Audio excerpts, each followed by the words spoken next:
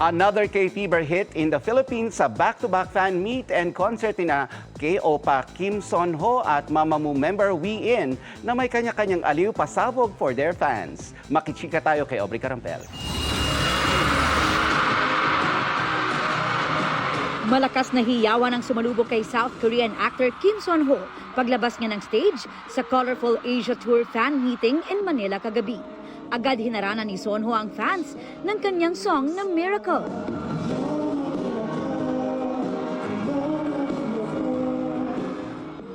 Matapos ang opening number, ang bati ni Son Ho na kinakiligan ng fans. 다음 곡 아토코 씨 김선호 띵스타 볼까요? 사나마 enjoy tayo 맞아요? Ang fun and full of kilig fan meet, mas pinasaya pa ng kwelang hosting ni It's Showtime host Ryan Bang. Grabe tayo. Minsan nabubulol siya, kilig na kilig kayo, no? Sana all. Masaya si Son Ho aka Good Boy ng K-drama na startup na magbalik bansa at muling makita ang Philo Son Ho Hadas. Bukod sa Q&A, game din si Son Ho sa pag-post at paggaya ng mga fan-made Son Hoticon. 많이 쑥스럽네요. 자, This is quite embarrassing.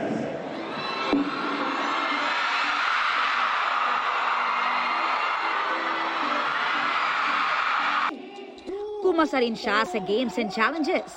May pa-cooking show ang Korean Opa. At G rin sa Pinoy Tongue Twister Challenge. 따사 사탄소 단소 사타사 쇼파 수메이 슈메 Mapapasana all ka naman sa maswerteng fans na personal na naka-interact ang Korean Opa at nakapag-selfie pa. Enjoy naman ang fans ng K-pop star na si Wee In sa Wee In The Mood concert kagabi sa Skydome.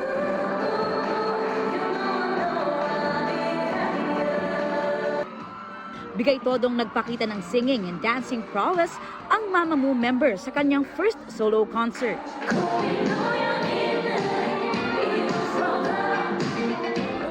Nang makapanayam ng GMA Integrated News si Wee In itong Friday, excited daw siyang nagbalik Pinas as a solo artist.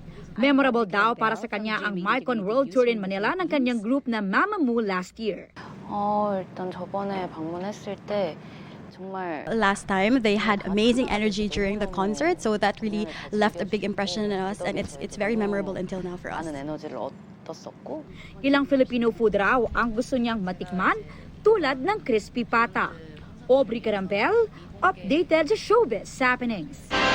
Mga kapuso, maging updated sa showbiz happenings anumang oras. Mag-subscribe sa GMA Integrated News sa YouTube. At para sa mga kapuso abroad, bisitahin ang GMA Pinoy TV at www.gmanews.tv.